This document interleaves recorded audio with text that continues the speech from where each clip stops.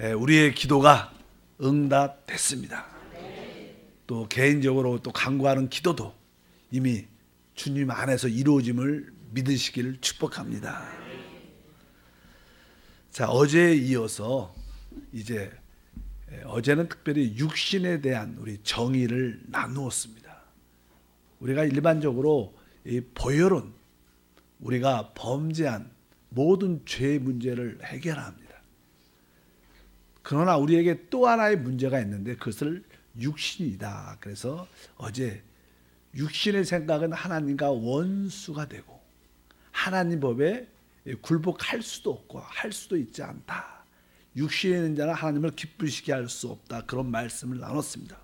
오늘 말씀에도 아까 로마서 8장 13절에 너희가 육신대로 살면 반드시 죽을 것이로되.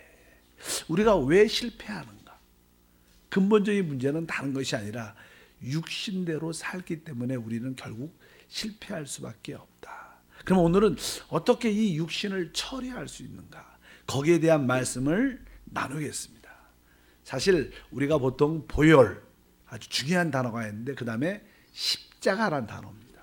성경에는 보혈이란 단어도 많고 두 번째는 십자가에 대한 단어가 많이 기록되어 있습니다. 그리고 나서 생명이라는 단어가 있어요. 그러니까 보혈로 또 십자가를 통해서 우리가 생명을 얻고 누리게 되는 겁니다. 그래서 여러분들이 이제 이 육신의 해답이 무엇인가? 그것은 한마디로 바로 그리스도의 십자가다. 그것은 보혈과 조금 맥락이 좀 다릅니다. 오늘 로마서 8장 7절에 이렇게 말하죠. 육신의 생각은 하나님과 원수가 된다. 원수가 된다. 보통 우리가 죄인이란 단어가 있어요. 그런 단어 오늘 말씀에는 또 원수란 단어가 있습니다. 여러분 죄인과 원수 중에서 어떤 게 더 나쁜 단어 같아요? 그렇죠. 그러니까 이 죄인이란 것은 우리가 연약해서 또 범죄한 그러한 모습을 갖는 모습도 많이 포함되어 있습니다. 그러나 원수라는 것은 악한 마음을 가지고 대적하는 것입니다. 근데 우리가 어떤 죄를 범죄했을 때 그것은 우리의 연약함을 포함하고 있지만 원수라는 것은 고의적인 대적의 의미가 많습니다. 근데 오늘 말씀에 보면 바로 육신의 생각은 하나님과 원수가 된다. 그러니까 이게 육신이 처리되는 것이 얼마나 중요한 것을 우리가 분명히 깨달을 필요가 함께한 줄 믿습니다. 뭐 죄인에게는 용서가 필요하지만 원수에게는 그 사람과의 우리의 관계가 화목이 필요합니다. 그래서 우리도 뭐 이렇게 좀 일본과 관계가 좀 좋지 않고 중국과 관계가 좋지 않을 때 이 정상들이 가서 이렇게 서로 이렇게 화목하지 않습니까? 화목. 근데 원수에게는 화목 관계가 만들어지는 게 필요합니다. 그 화목이 어떻게 이루어지는가? 성경은 이렇게 기록합니다. 골로새서 1장 22절에 이제는 그의 육체의 죽음으로 말미암아 화목하게 하사. 그의 육체의 죽음으로 말미암아 화목됐다. 그러니까 십자가의 죽음을 통하여 화목됐다는 거예요. 그래서 십자가란 의미가 화목을 우리에게 가져온다. 로마서 5장 10절도 곧 우리가 원수 되었을 때 그 아들의 죽으심으로 말미암아 하나님과 화목되었은즉 우리는 하나님 앞에서 죄인일 뿐만 아니라 우리는 원수였다는 거예요. 원수였다는 뜻은 우리가 육신대로 살았기 때문에 그렇습니다. 근데 왜 육신대로 사는 것이 왜 원수인가? 거기에 근본적인 이유가 있죠. 사단은요, 바로 우리 사람을 창조하신 하나님 그 상태에서 죄라는 것을 우리 육신 안에 집어넣습니다. 그래서 우리 몸을 항상 죄의 몸, 사망의 몸이라고 말합니다. 그러니까 보통 우리가 육신 안에는 늘 말하는 죄라는 것이, 정욕이라는 것이 들어있습니다. 그 다음에 그것은 결국 사단, 생명, 사망을 갖고 오죠. 사망, 실패를 갖고 오고 결국 이것은 근본 원인이 뭐야? 사단. 보통 사단이 어디 있는가 볼 때 사단은 공중권세의 배후에서 역사를 하죠. 그러나 그의 생명은 바로 우리 죄라는 생명을 우리 어디다? 육신한테 심어놨습니다. 그래서 하나님과 화목되는 것은 바로 육신을 처리하는 것이다. 그래서 보통 성도들은 범죄한 사실만 인식하지 내 자체, 육신 자체가 가장 하나님이 싫어하는 것을 잘 모릅니다. 그러나 하나님 말씀의 계시를 보면 이 육신이 얼마나 하나님이 혐오하는 것인 것을 분명히 알아야 됩니다. 그러니까 육신대로 살면 반드시 망한다는, 죽는다는 거예요. 그래서 여러분들이 영적인 눈이 열려서 내가 범죄한 죄를 짓는 것뿐만 아니라 내 육신대로 사는 것이 훨씬 더 무서운 것이구나. 그것을 확실히 알고 그리스도의 십자가를 통해서 처리를 받을 때 우리에게 놀라운 축복과 은혜가 함께할 줄 믿습니다. 그래서 우리 안에 육신을 처리될 때 우리 안에 있는 생명의 역사가 나타난다. 그래서 우리가 늘 이런 얘기 많이 해요. 십자가를 지라고. 십자가를 지면 부활의 생명을 갖게 될 거라고. 근데 그것이 단어가 대부분 추상적이죠. 그냥 지식적입니다. 그러니까 그것이 체험이 잘 안 되는 거예요. 뭐 죽으면 진짜 부활의 능력이 나타날까? 실제로 우리 육신의 죽음을 죽는다는 게 무슨 뜻인가? 바로 내 육신이 처리된다는 뜻을 가지고 있습니다. 어쩌든지 이 십자가의 죽음을 통하여 하나님과 우리의 모든 관계가 화목된다. 화목될 때 하나님 안에 있는 그 풍성함을 누릴 수 있다. 그렇죠. 화목이라는 것은 마음껏 즐기고 누리고 모든 것을 갖는 것을 의미합니다. 어찌하든지 오늘 육신이 처리되는 길이 무엇인가? 바로 그것은 그리스도의 십자가를 통해서 이루어졌다. 그러면 그리스도의 십자가는 어떤 일을 이루셨는가? 첫 번째로 로마서 6장 6절과 7절 말씀이 이렇게 써 있습니다. 우리가 알거니와 우리의 옛사람이 예수와 함께 십자가에 못 박힌 것은 죄의 몸이 죽어 다시는 우리가 죄에게 종노릇하지 아니하려 함이니 이는 죽은 자가 죄에서 벗어나 의롭다 하심을 얻었음이라. 여기 보면 우리가 알아야 된다는 거예요. 무엇을 알아야 되느냐? 우리의 옛사람이 예수와 함께 십자가에 못 박혔다. 그러니까 우리의 옛사람, 우리 옛사람은 우리 육체라고 보통 말을 하죠. 옛사람.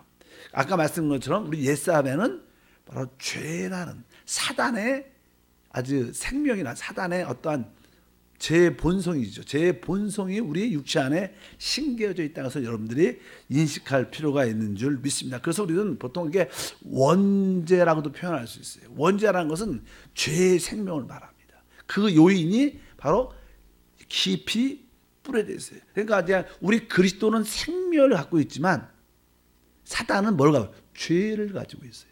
그 죄의 씨앗이 바로 어디에? 우리 육체 안에 있기 때문에.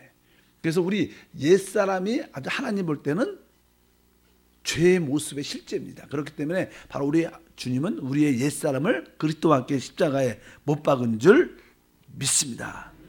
그래서 이 십자가를 우리가 받아들인다는 것은 내 육체를 처리한다는 그런 뜻을 가지고 있습니다. 내 육신 안에 이 사단의 생명, 죄라는 것이 있구나. 죄의 원죄가 있어. 원죄. 정욕이라는 것이 있어. 그것이 사라지지 않습니다. 이미 박혀 있기 때문에. 그래서 이 육체가 처리될 때만이 그것도 끝날 수 있다. 이것을 여러분들이 기억해야 될 줄 믿습니다. 보통 우리가 뭐 공포 영화나 뭐 그런 영화를 보면요, 어떤 아주 바이러스 같은 것이 어떤 아주 귀한 어떠한 안 좋은 것들이 어떤 사람 안에 들어가서 기생을 하죠. 뭐 숙주라 그래. 숙주란 그런 나 숙주.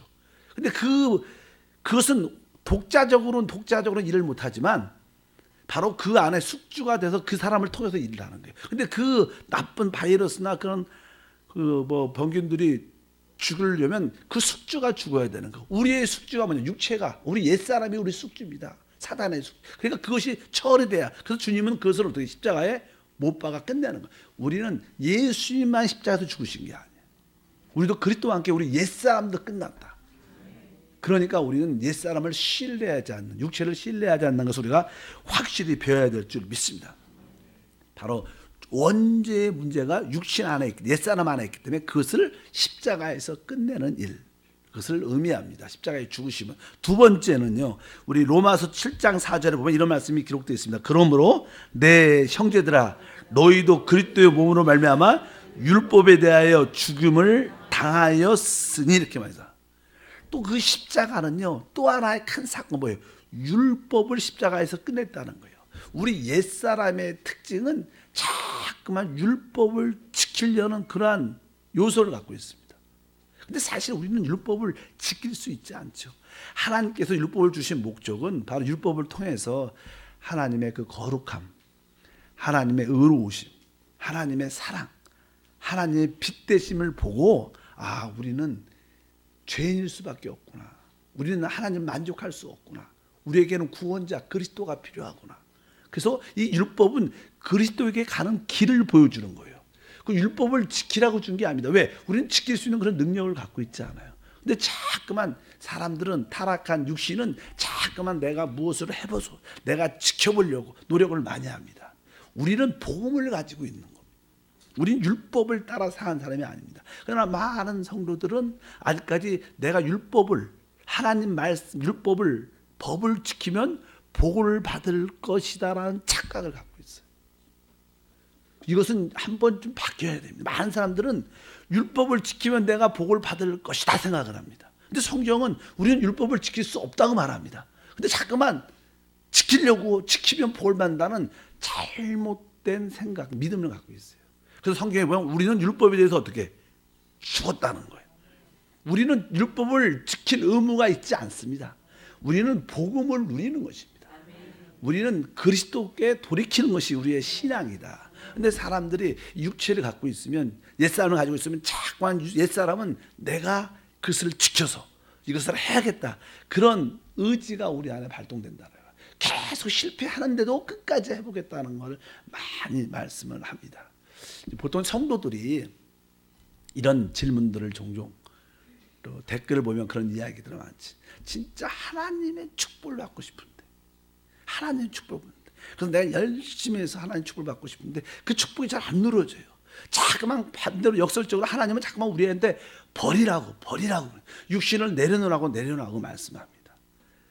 실제로 하나님의 축복은요, 여러분들이 내가 하나님의 축복을 열심히 받아야지 이렇게 생각을 가지면 거의 못 받습니다. 내가 볼 때 그냥 하나님의 축복을 내려놓고 그냥 성령 함께 계속 그분과 그냥 사시를 바랍니다. 그럼 행복이 와요. 진짜 그렇습니다, 여러분. 여러분들이 내가 하나님의 복을 받아야 되는데, 내가 물질의 복을 받아야 되는데, 이런 생각을 많이 가질수록 거의 못 받습니다. 왜? 그러면 사단이 역사에서 갖지 못하게. 그러나 여러분들이 그냥 나는 하나님을 사랑하고 하나님 때문에 행복하고 하나님으로 기뻐하고, 여러분들 이것이 되면요, 다른 거는 부수적으로 주어집니다. 그러니까 막 내가 돈을 벌고 내가 뭘 해야지 이런 생각보다 성령 안에서 기뻐해 보십시오. 그럼 거기에 지혜와 능력이 흘러나서 어느새 여러분들이 높은 위치에, 풍성한 위치에 있는 것을 믿으시길 바랍니다.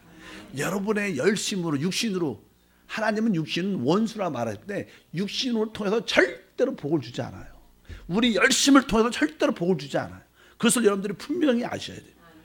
그래서 다시 한번 여러분들이 영적인 눈이 띄어져서, 육신의 생각은 하나님과 원수구나. 그래서 하나님이 내 옛사람을 그리스도와 함께 십자가에서 끝냈구나. 하나님이 끝냈는데 잠깐 우리는 연민을 갖고 자꾸만 관심을 가져서는 안 될 것이다, 이렇게 말씀합니다. 구원받기 전에 신앙이 어린 사람들은 다 이 율법의 종로로 탑니다. 율법을 지키면 복을 받을 거야, 법을 지키면 복을 받을 거야. 그렇지 않아.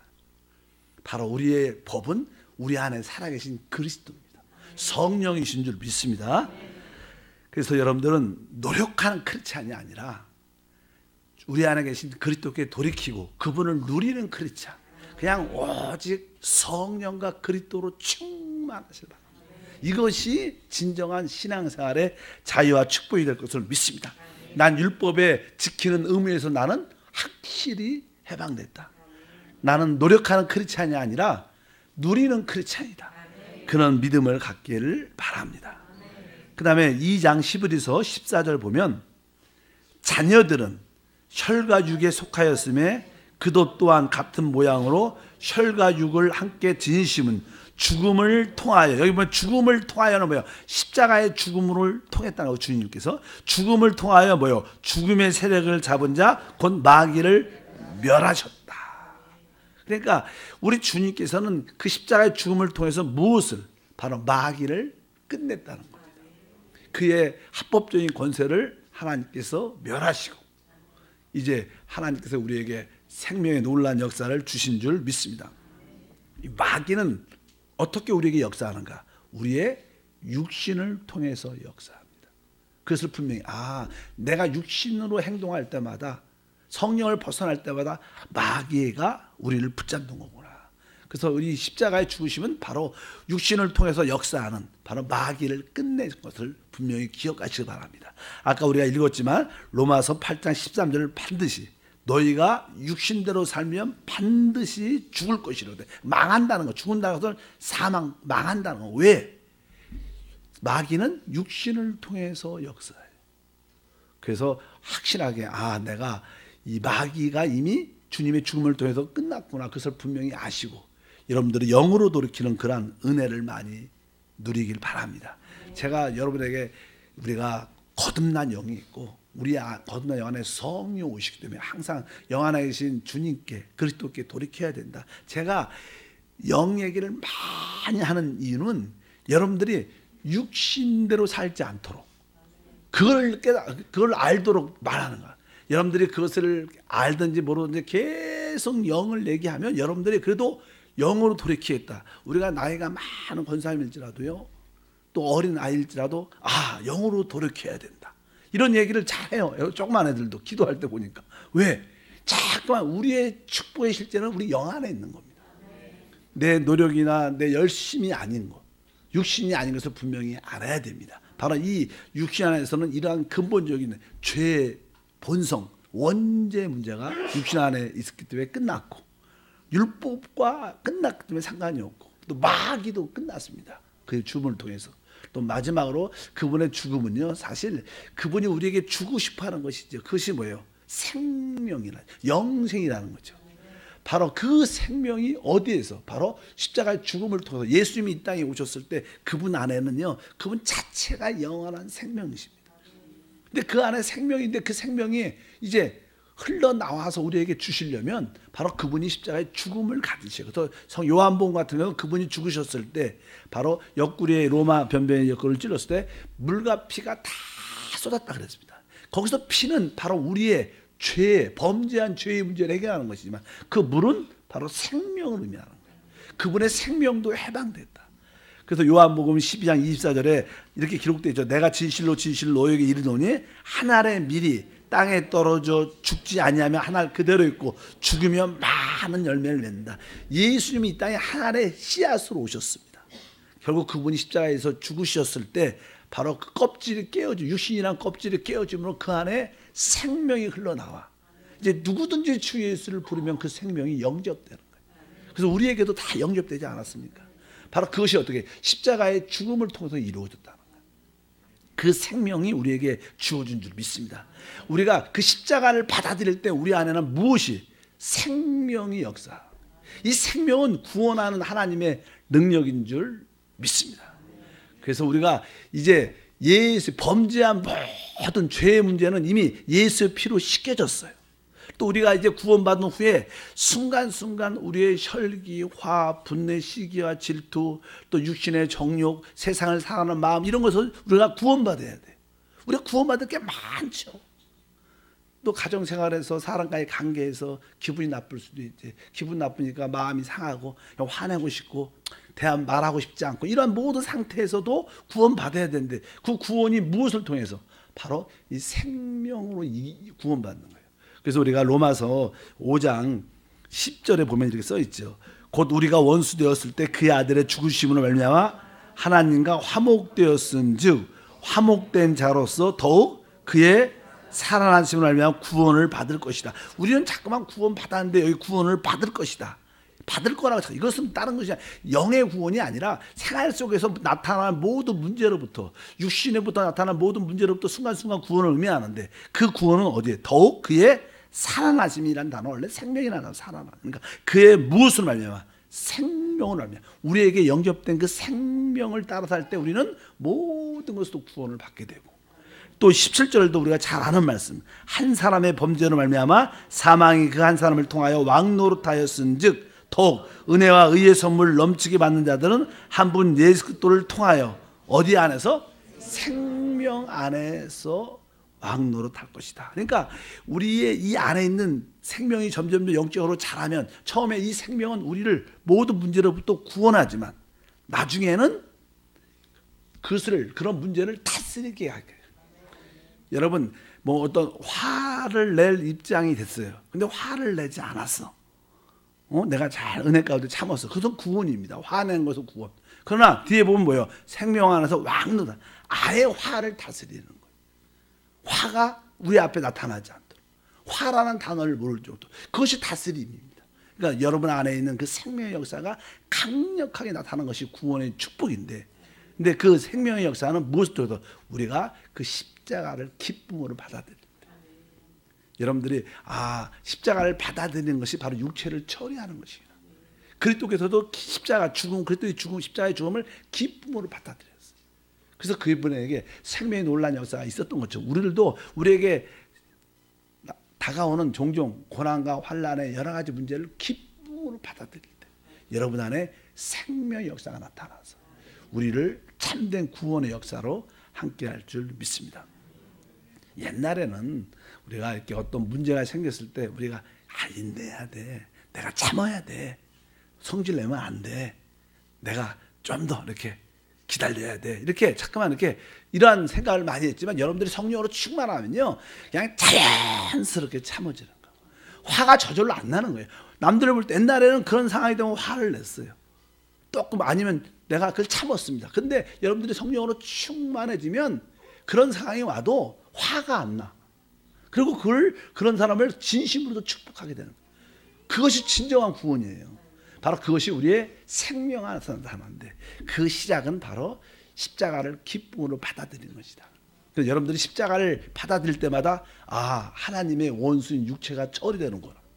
그러니까 신나게 여러분 우리의 목표는 뭐예요? 원수를 처리하는 게 신나야 됩니다. 그 신나는 일을 할 때 내가 십자가를 기쁨으로 받아들이다. 교회에서 가정에서 어려운 힘든 일이 있을 때마다 내가 기쁨으로 그 일을 할 때 여러분에게 놀라운 구원의 역사가 충만할 줄 믿습니다. 그래서 아까 우리 보혈, 그다음에 십자가, 생명 한번 따라할까요? 보혈, 십자가, 생명. 그러니까 이 보혈은 우리가 밖으로 범죄한 모든 것이 깨끗이 해결되는 문제지만 바로 십자가는 우리 근원, 육신 안에 있는 죄의 생명이 끝나는 문제입니다. 그러면 그 결과 우리에게 생명의 역사가 나타난다. 바로 우리 주님은 바로 그러한 의미로서 바로 십자가를 기쁨으로 지라고 말씀합니다. 십자가를 지는 것은 사는 길입니다. 이순신 장군이 말씀한 게 아니고 성경이 말씀한 거예요. 생즉 살려는 사람은 확실하게 죽습니다. 아까 써 있죠. 육신대로 살면 뭐요? 반드시 죽는 거예요. 영적인 진리는 그런 겁니다. 그러나 영으로서, 성령으로서 몸의 행실을 죽이면 사는 겁니다. 그러니까 여러분들이 항상 어떤 문제가 다가올 때마다 또 내가 이거 십자가를 져야겠다 이렇게 하면 부담을 느끼는 사람, 스트레스 받아, 또 참아야 돼, 이런 게 아니에요. 십자가를 지겠다는 뜻이 아니라 그 십자가를 지는 실제는 성령에게 있는 거예요. 그냥 성령을 생각하는 거예요. 이것이 영적인 진정한 습관이 돼야 돼요. 처음에는 그것이 좀 이상한 거예요. 그냥 또 화가 난다, 기분이 안 좋다, 몸이 아프다, 이런 여러 가지 문제가 내적으로 있을 때 여러분들은 뭘 생각해야 돼요? 어떻게 하면 낫지? 그 생각하지 말고 그냥 주 예수, 성령님, 내가 뭐 하고 있나 이런 생각이 들어도 계속 성령님을 계속 그래도 내가 성령님을 사랑하고 성령을 따라 성령을 계속 생각하는 것이 영적인 순간이 딱 되면요, 어느 순간부터 그런 문제는 자연스럽게 가라앉고 해결되는 기적 같은 일이 일어나요. 기적 같은 일이 일어나요. 영으로서 몸의 행실을 죽이면 산다. 몸의 행실은 육신을 말하는 거예요. 이 몸의 행실을 죽일 수 있는 것은 노력하는 게 아니고 바로 육신이 하나님의 원수임을 먼저 깨닫고 그 다음에 해답인 성령을 끊임없이 생각합니다.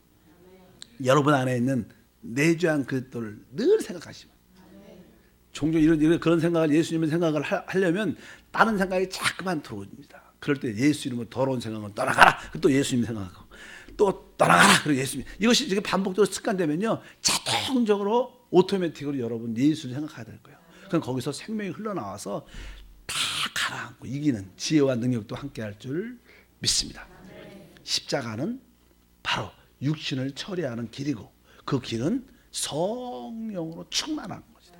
그래서 교회는 계속 성령 이야기를 하는 게 답입니다. 기도하겠습니다. 하나님 아버지 감사합니다.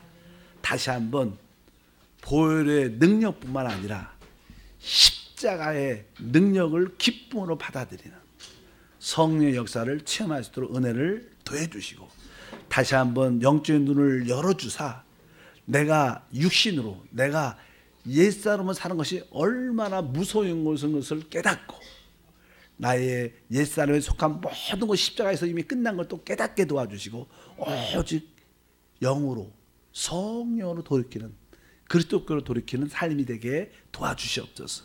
바로 우리 안에 계신 성령이 하나님의 법인 것을 믿습니다. 주 예수 이름으로 드린 예물도 기억해 주시고, 우리의 마음의 소원 응답할 뿐만 아니라 우리 고등학교 대학 수험생뿐만 아니라 우리 자녀들 취업을 놓고도 기도할 때마다 하나님께서 부끄러움이 없도록 그들을 높여 주옵소서. 우리 자녀들이 성령을 따라 공부하게 하시고 성령을 따라 모든 것을 준비하는 지혜로운 하나님의 아들들이 되게 하옵소서. 주 예수 이름으로 기도합나이다. 아멘. 하늘에게